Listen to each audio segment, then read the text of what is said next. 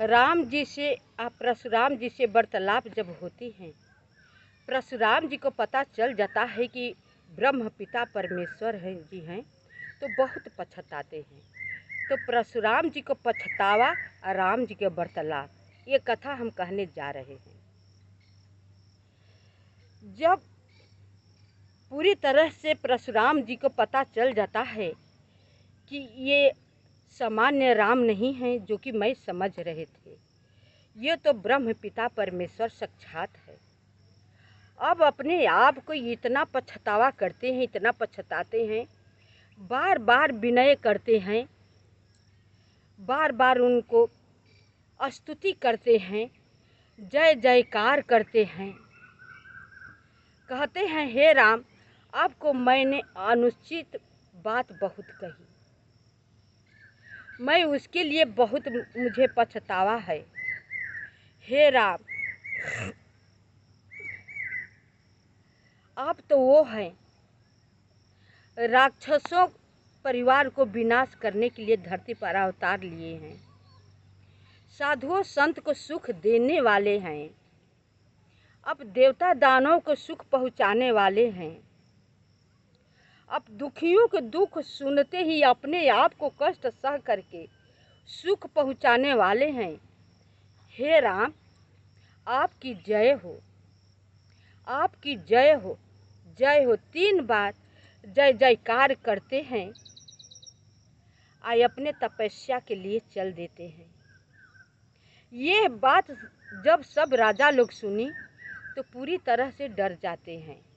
अब चुपके से डर डर कर धीरे धीरे सब खिसक लेते हैं। सब लोग धीरे धीरे कब कहाँ चले गए किसी को पता ही नहीं चला। सब लोग डरने लगे। अब देवता लोग नगाड़े आकाश में बजाने लगे, फूलों की वर्षा होने लगी, गीत मंगलाकार होने लगा, फिर से उत्सव होने लगा। परशुराम जी अब तपस्या करने के लिए चले जाते हैं। देवन दीन्हि दुदुम्भी प्रभु पर बरसहि फूल, हर से पुर नर नारी सबा मीटी मोह मैसूल। उसी समय देवताओं ने दुदुम्भियाँ बजाते हुए प्रभु पर पुष्प वृष्टि की तथा जनकपुर के सभी स्त्री पुरुष प्रसन्न और उनकी राम जी के प्रति मोहमयी वेदना मिटकर साचित का प्रेम हो गया। तो अब राम जी के प्रति पहले तो प्रेम था ही देख करके, तो यही सब लोग समझते थे कि ये मुनि जी के साथ आए हुए यज्ञशाला देखने के लिए, इतने सुंदर बालक हैं। लेकिन अब तो सबको पता ये चल गया कि ये लोग बहुत वीर भी हैं, ये लोग जो चाहेंगे वो कर लेंगे। सब अब नगर के नर नारी बहुत प्रसन्न होते हैं, बहुत प्रसन्न होते हैं। ये बात परशुराम जी से वार्तालाप करते हुए बात अग्नि की लपट की तरह नगर में फैल जाती है। देवता सब डर कर और राजा लोग सब डर कर भाग जाते हैं। अब विश्वामित्र जी से राजा जनक जी कहते हैं कि अब क्या किया जाए। तो विश्वामित्र जी अब सलाह देते हैं कि अब क्या किया जाए। साधुता धनुहि के अनुसार थी, धनुहि टूट गई, वरमाला पड़ गई।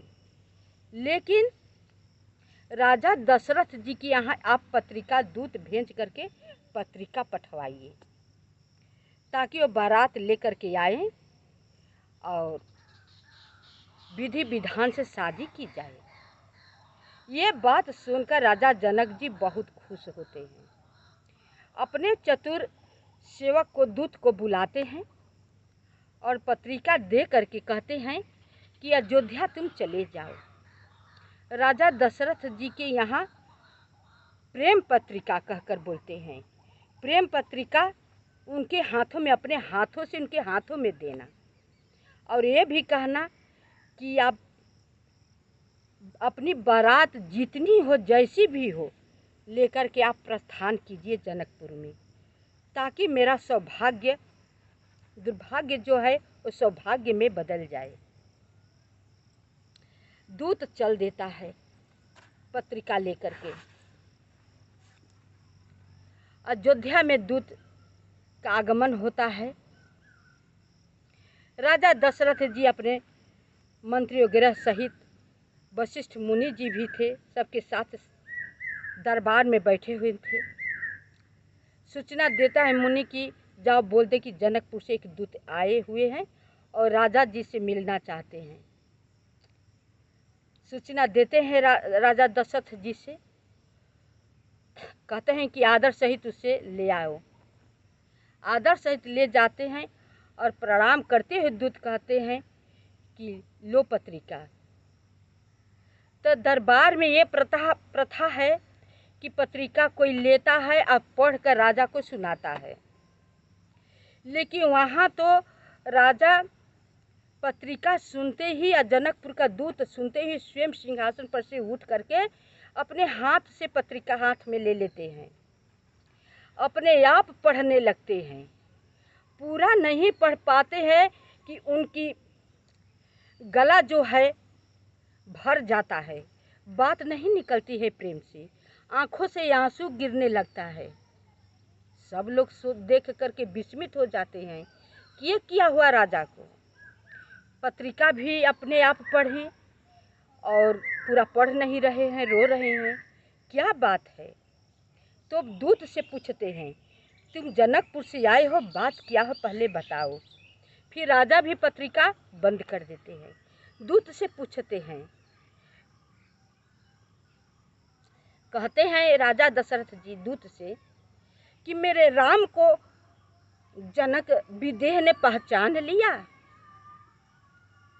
उन्होंने कैसे पहचान लिया कि मेरे पुत्र राम हैं। दूत कहता है, अरे महाराज, राजा जनक की आप पहचानेंगे, पूरा संसार जानता है आपको पुत्र को। आपको पुत्र जो कार्य कर दिखा दिए हैं, इस संसार में कोई दिखाने वाला है नहीं। आपका पुत्र कठिन से कठिन कार्य करके दिखा दिया है।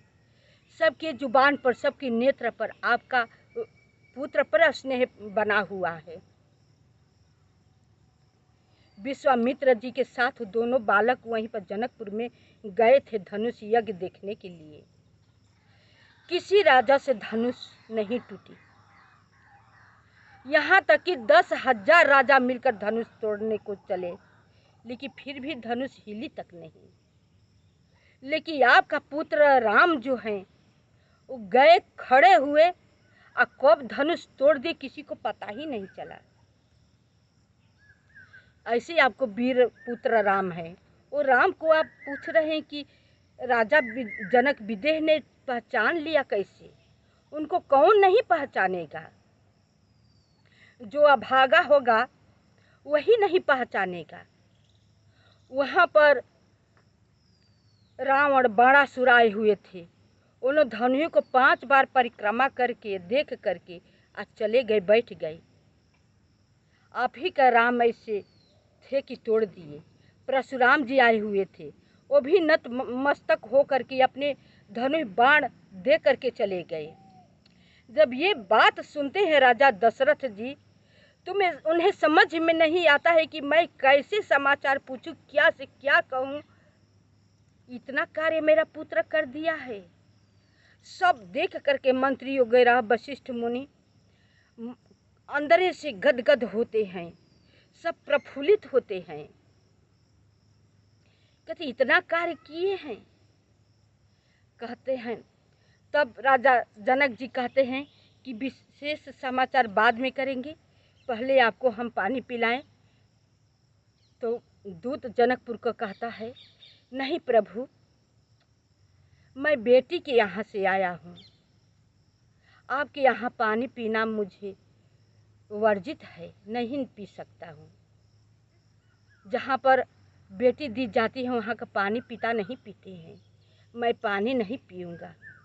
ये बात सुन करके वशिष्ठ मुनि, मंत्री, राजा इतना प्रसन्न हुए कि उस देश के विदेह राज जनक की दूत के ऐसी बुद्धि है तो वो और लोगों की कितनी कैसी अच्छी बुद्धि होगी। सब देख करके गदगद हो रहे हैं, प्रसन्न हो रहे हैं। पानी दूत नहीं पीता है। फिर राजा अपना समाचार पूछना प्रारंभ कर देते हैं। उनका मन ही नहीं भरता है कि कैसे हम समाचार पूछे अपने पुत्रों के। ये कैसे ही हमेशा ही बताते रहे, अपने कानों से अमृत भरी बात जो है मैं सुनता रहा। राजा का दिल ही नहीं भरता है बात सुनने से। इतने में भरत शत्रुघ्न आ जाते हैं। जब ये बात सुनते हैं तो बहुत उछल कूद करते हैं। कितना बड़े बड़े काम मेरे भैया ने जनकपुर में जाकर कर दिए। हम लोगों की शादी करनी जानी है, बारात जानी है, जाकर के महल में कह दिए। माताएं बहुत खुश होती है, समझ में नहीं आता है कि ये लोग क्या कहे जा रहे हैं। तब तक से राजा दशरथ जी जाते हैं महल में, रानियों को बुला करके सब बात बताते हैं। शेष भाग अगले वीडियो में। अगर मेरी वीडियो अच्छी लगी तो लाइक करें, शेयर करें, सब्सक्राइब करें, कमेंट कीजिएगा।